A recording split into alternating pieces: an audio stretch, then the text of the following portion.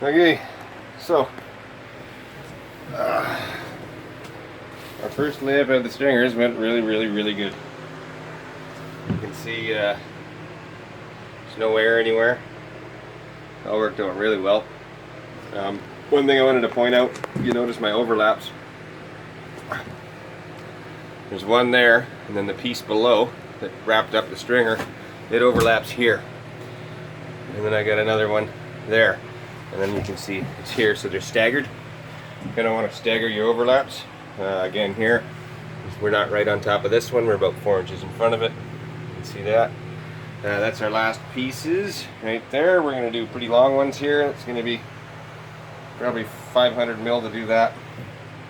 And then we'll be done this side times 1. So you got to do it times 2.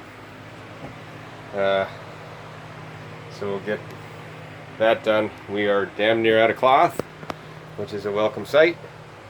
And bucket and a half of resin gone to get to this point. So we'll have to burn up to the store, load the kids in the car, and head on up to Nanaimo and get some more gear. The transom I know is going to take 3/4 of a bucket. This one we're going to make 2 inches thick, so I'll do 2 3/4 and a half inch. So I'll probably end up, I might even do 2 1/2 inch and 1 3/4 actually, because by the time I get the peanut butter in there I should end up about 2 1/8. On that one we did 2 3/4 and a half inch. We ended up 3 inches, but it didn't matter because it was a potted boat. This one I want to keep to spec, so we'll go, this is currently 2 inches, so we'll get her back to 2 inches. That's going to be 3/4 of a bucket, and then we got a 1/2 a bucket on this side of the stringers, and then the flood coat. The floor is probably going to be, and do the floor is probably another bucket, so we're looking at about 2.5 more buckets, so you get 3 buckets, and that'll leave us enough to do all the tabbing in for all the boxes we took out way back when. And enough for our bulkheads, because we get to double this bulkhead up. We're going to sister in another piece of 1/2 inch plywood there, and we're going to put this bulkhead in, which we're going to make 1 inch instead of 1/2 inch, so that'll take some lambing.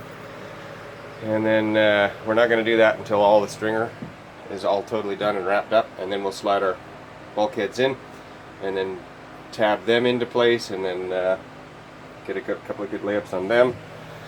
And then you'll see this hole right here. There was never a drain in this anchor well, so what I'm going to do is put a T-fitting up in here that comes down across here, down, piped, plumbed, so when we put our gas tank in we can drain the anchor well without having any water underneath the gas tank, and it'll come through to about the same height back here and then go down into the bilge. I'm thinking we're going to put a battery box right here, or a foot locker anyway, like I did like in the Dirty York, because I'm pretty sure that the tank ended right here.